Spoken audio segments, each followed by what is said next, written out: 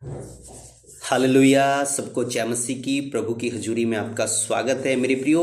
मेरे हृदय में परमेश्वर ने एक वचन डाला है जो मैं आपके साथ शेयर करना चाहता हूँ, साझा करना चाहता हूँ कि आज हम उस विश्वास के बारे में बात करेंगे कि हमारा विश्वास कैसा होना चाहिए, कैसा इंपॉर्टेंट विश्वास हमसे परमेश्वर चाहता है। हालेलुया। मेरे प्रियो, मैं आपके सामने एक वचन पढ़ना चाहूँगा।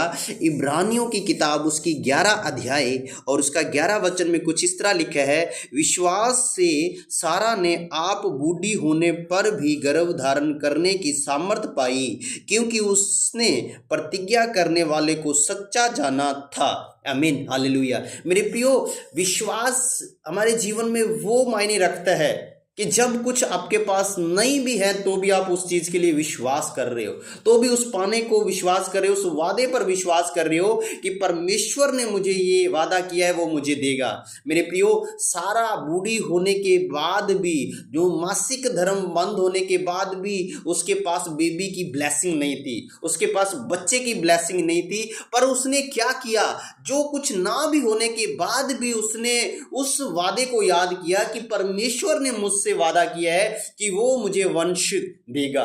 हालेलुया। मेरे प्रियो, बहुत जरूरी है हमारे जीवन में कि विश्वास, जब कुछ हमारे पास कुछ नहीं भी है तो भी हम उस चीज के लिए विश्वास करें कि परमेश्वर ने हमें वो चीज देने के लिए वादा किया है, क्योंकि वो सच्चा है, उसकी प्रतिज्ञा सच्ची है। सारा ने ये सच माना कि जिसने मेरे साथ प्रतिज्ञा की है, वादा किया है, वो सच्चा परमेश्वर है। इसी विश्वास को वो लेकर चलती रही, क्योंकि उसके पास बेबी की ब्लेसिंग ना होने के बाद भी, मासिक धर्म बंद होने के बाद भी वो विश्वास करती रही कि परमेश्वर मुझे बच्चा देगा, मुझे आशीष देगा। मेरे प्रियो, मैं आपको इनकरेज करना चाहता हूं, बताना चाहता हूं मेरे भाइयों, मेरी बहनों, कि अगर आपके पास कुछ नहीं भी है तो आप परमेश्वर के उस वादे को याद रखें जो परमेश्वर ने आपके साथ किया है। विश्वास वही मायने रखा जाता है, वही पॉसिबल रखा जाता है, वही जरूरी समझा जाता है कि जिस चीज के लिए आप प्रार्थना कर रहे हैं वो आपके पास नहीं है, पर एक प्रतिज्ञा के साथ, एक वादे के साथ आप प्रार्थना कर रहे हैं, तो आने वाले समय के अंदर परमेश्वर उस चीज को आपके जीवन में पूरा करेगा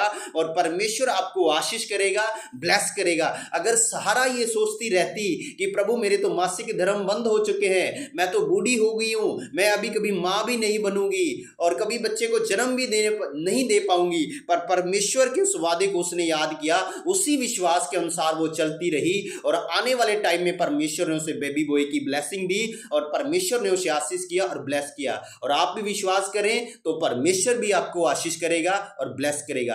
गॉड ब्लेस यू ऑल। सबको जय मसीह।